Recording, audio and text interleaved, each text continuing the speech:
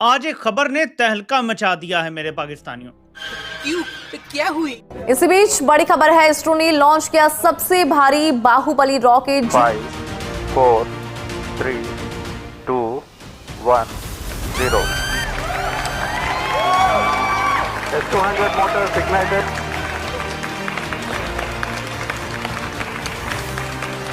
ये एक global news है भाई, ये एक ग्लोबल न्यूज है।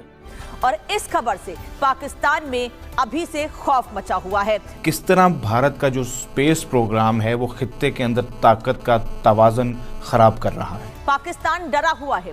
दरअसल भारत का ये बाहुबली हमारी नौसेना की ताकत को दुनिया के सामने दिखा रहा है और नौसेना की ताकत को बढ़ाएगा भी, जिसकी वजह से सरहद पार बैठा मुनीर और शहबाज कांप रहा है।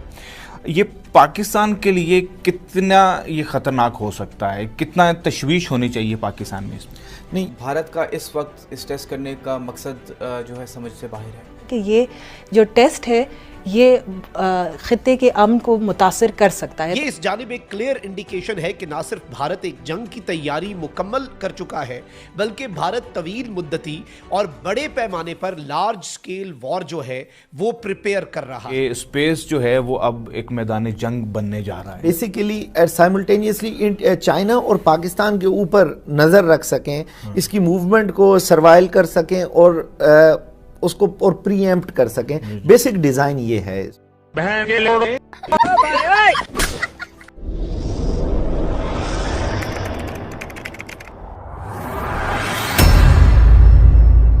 नमस्कार दोस्तों, स्वागत है आपका पाकिस्तान की बर्बादी में। जी हाँ, तो आज की बर्बादी कुछ इस तरह है कि आज भारतीय स्पेस रिसर्च ऑर्गेनाइजेशन यानी इसरो ने एक ऐसा कारनामा कर दिखाया है कि जिसे देखने के बाद आज एक बार फिर पूरा पाकिस्तान छाती पीट पीट कर रो रहा है। जी हाँ, तो खबर कुछ इस तरह है कि आज शाम करीबन 5:30 के आसपास भारतीय अंतरिक्ष अनुसंधान संगठन यानी इसरो ने श्रीहरिकोटा के सतीश धवन स्पेस सेंटर से इतिहास रच दिया है। जी हाँ, क्योंकि इसरो आज अपने बाहुबली रॉकेट LV-M3M5 के तहत अब तक की सबसे भारी संचार उपग्रह सैटेलाइट CMS-03 को अंतरिक्ष में भेज चुका है, जिसके तहत अब भारतीय नौसेना की ताकत दोगुनी बढ़ने वाली है। जी हाँ, क्योंकि यह सैटेलाइट भारतीय नौसेना की शिप, सबमरीन और एयरक्राफ्ट के बीच वीडियो और डेटा लिंक एस्टैब्लिश करेगा और साथ ही में यह और भी अनेक प्रकार से भारतीय नौसेनाओं की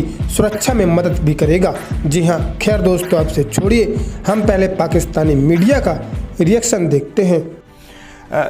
लेकिन इसरो जो है वो बैक कर रही है जो मिलिट्री प्रोग्राम है।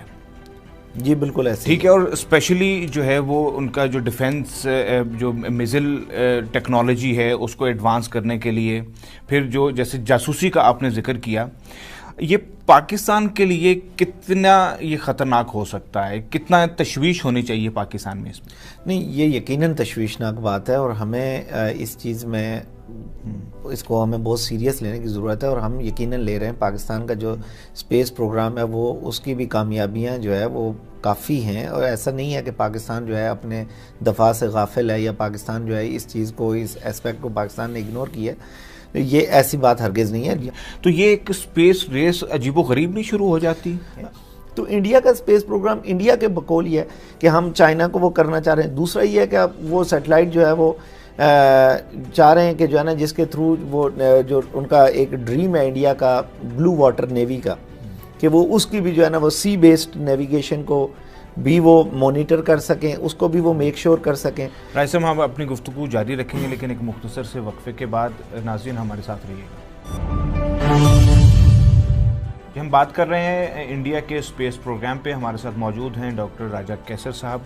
डॉक्टर साहब, बिल्कुल आपने इसका हवाला दिया अपनी पिछली सेक्शन के अंदर कि स्पेस जो है वो अब एक मैदान जंग बनने जा रहा है। बिल्कुल ठीक है।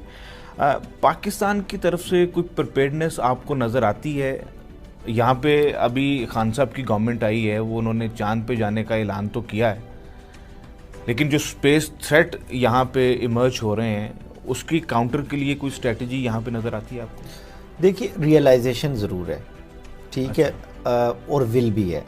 बात है और डेफिनेटली जो कैपेबिलिटी भी है, क्योंकि पाकिस्तान ने जिस तरह स्ट्रेटेजिक ऑटोनॉमी अचीव की है इंडिया के वीज़ावी, इंडिया एक बहुत बड़ी इकोनॉमी थी और पाकिस्तान से बहुत बड़ा उनका जो इकोनॉमिक वॉल्यूम है, इवन अगर आप न्यूमेरिकल स्ट्रेंथ में देखें